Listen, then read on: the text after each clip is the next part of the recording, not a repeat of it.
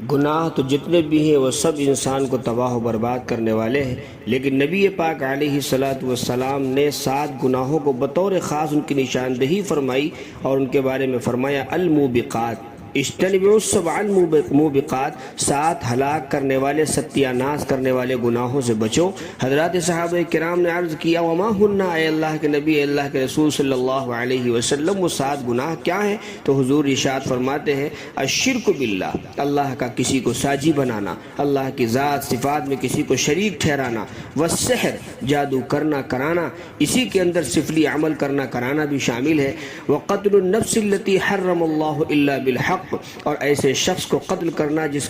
کے قتل کرنے کو اللہ نے حرام قرار دیا ہے، یعنی بے خطا جان کو قتل کرنا الا بالحق، مگر شرعی حق کی وجہ سے قتل کیا جا سکتا ہے۔ وَأَكْلُ الرِّبَا، سود کھانا یعنی سود لینا دینا، کسی معاملے میں پڑنا، یہ سب اس میں شریک ہے۔ وَأَكْلُ مَالِ الْيَتِيمِ، یتیم کا مال کھانا، وَالتَّوَلِّيُ يَوْمَ الزَّحْفِ، اور مڑ بھیڑ کے دن پیٹ پھیر کر بھاگ جانا، وقذف المحصنات المومنات الغافلات، اور پاک باز ایماندار گناہ سے یعنی زنا سے، بدکاری سے بے خبر عورت پر زنا کی تہمت لگانا، یہ وہ گناہ ہیں 7 گناہ جن کو حضور اکرم صلی اللہ علیہ وسلم نے الموبقات یعنی المہلکات، ہلاک کرنے والے گناہ قرار دیا ہے۔ اللہ کے نبی صلی اللہ علیہ وسلم نے بہت ساری روایات میں مختلف مواقع پر بڑے بڑے گناہوں کے اندر بھی جو زیادہ بڑے ہیں ان کی بھی وضاحت فرمائی ہے، ان کی نشاندہی فرمائی ہے، اس لیے ہر گناہ سے بچنا چاہیے۔ حضرت عبداللہ ابن عباس رضی اللہ عنہ فرماتے ہیں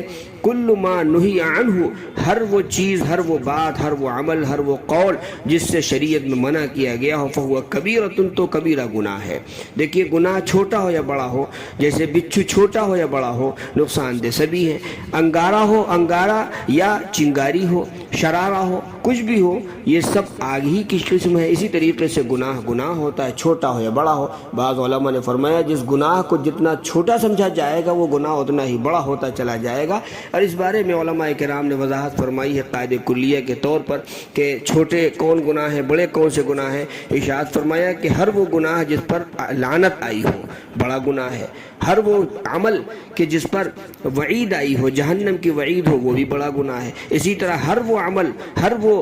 جرم کہ جس پر شریعت نے کوئی حد اور سزا مقرر کی ہو، وہ بھی بڑا گناہ ہے۔ تو اس لیے ان تمام گناہوں سے، ہر طرح کے گناہ سے بچنا چاہیے۔ اللہ تعالی ہم سب کو تمام گناہوں سے بچنے کی توفیق عطا فرمائے۔